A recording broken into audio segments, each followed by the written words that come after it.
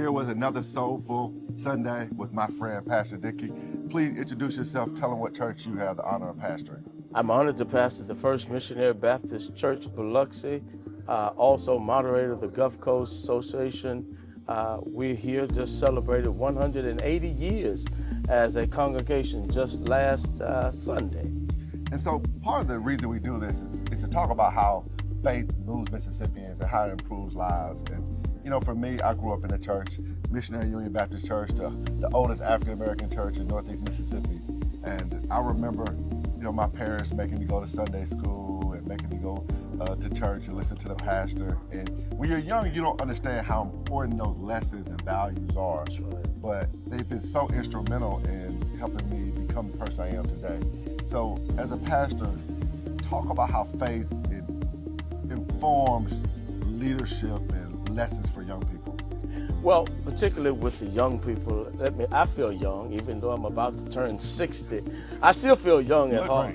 Well, thank you. One of the key things with respect to Mississippi, I love the state of Mississippi. We've come a mighty long ways, yet we still have a great ways to go. And it was because of the church engaged. I heard you speak about your parents having you in church. I was raised by my grandparents, and my grandfather was a pastor. So I had to be in church when my other friends were out playing basketball, softball, football, or watching games. On Sundays, I had to be in church. And it was a difficult thing to deal with back then.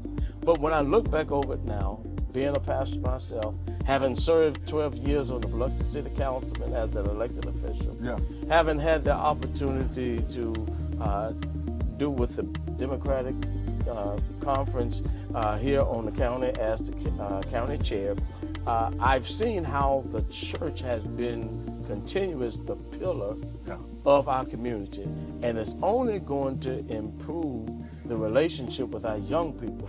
However, the church must not forget its past and move toward reaching the unchurched, going beyond the norm, going, as we say in the church, the highways and byways, to compel men and women, particularly these young people.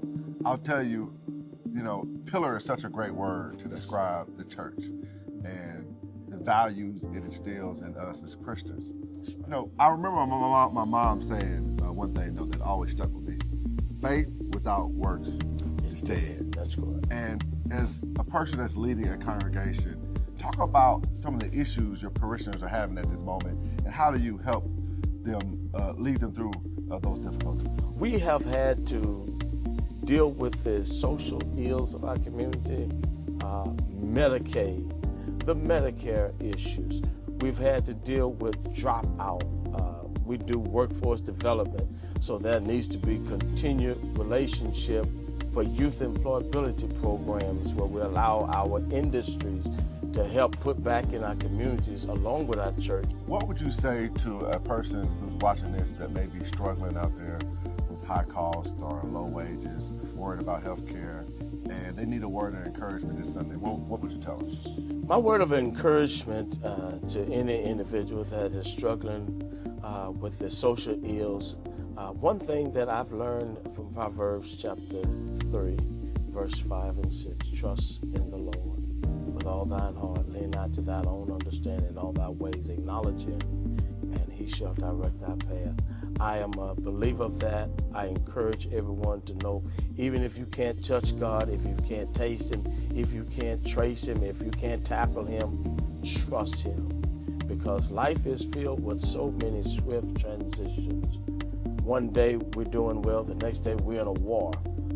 One day we're doing well, the next day we got all prices through the roof. All through the roof. All prices and God forbid, young people, you know, trying to make things work and have these expensive gas prices, car notes, trying to, and then take care of families. Many of them have one or more children. It's difficult times. So we have to, as a church, band together with the foundation we have to help minimize many of those things. Thank you so much, friend. Thank you so much. I appreciate it. Likewise. All right, cheers.